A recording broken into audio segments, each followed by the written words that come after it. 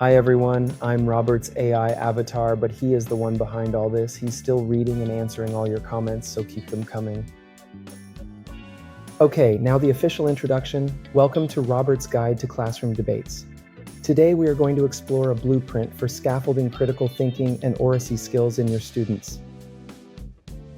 Our ultimate goal isn't just to teach students how to argue, but to build better thinkers who can navigate complex issues with confidence. Let me start with the foundation of any debate, the principle of forced choice. In a formal debate, the judge must make a decision between the affirmative and negative sides. There are no draws or ties. This forces students to weigh the impact of each side's arguments. To get there, we follow a simple classroom debate format. It begins with the affirmative constructive speech, followed by the negative constructive, and ends with rebuttals. The golden rule to remind your students throughout this process is, he who asserts must prove.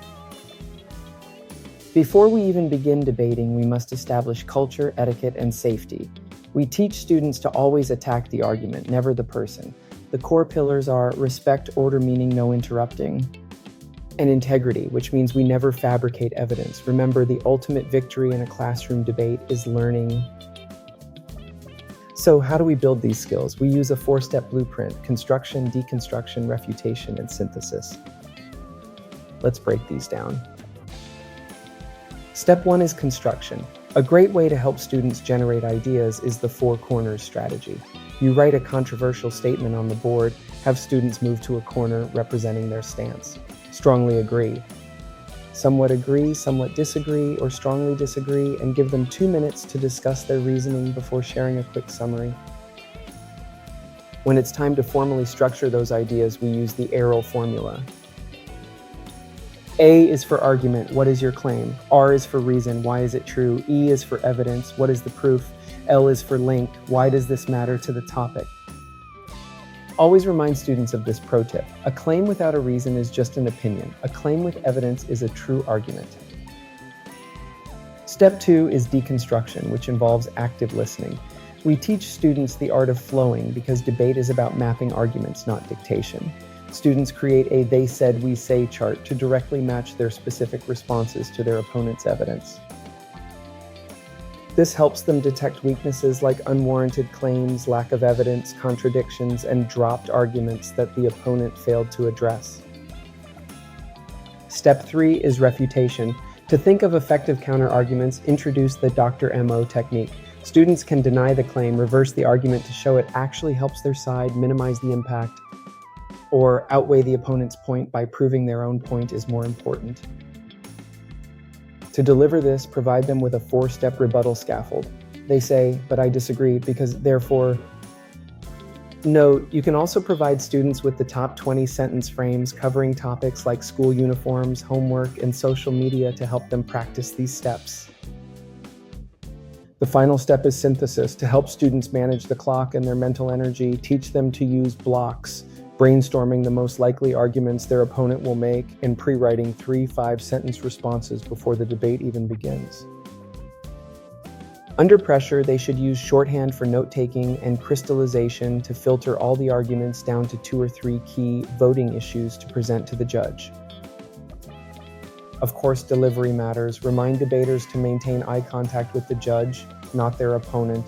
Use a firm but polite tone and stand tall with confident body language.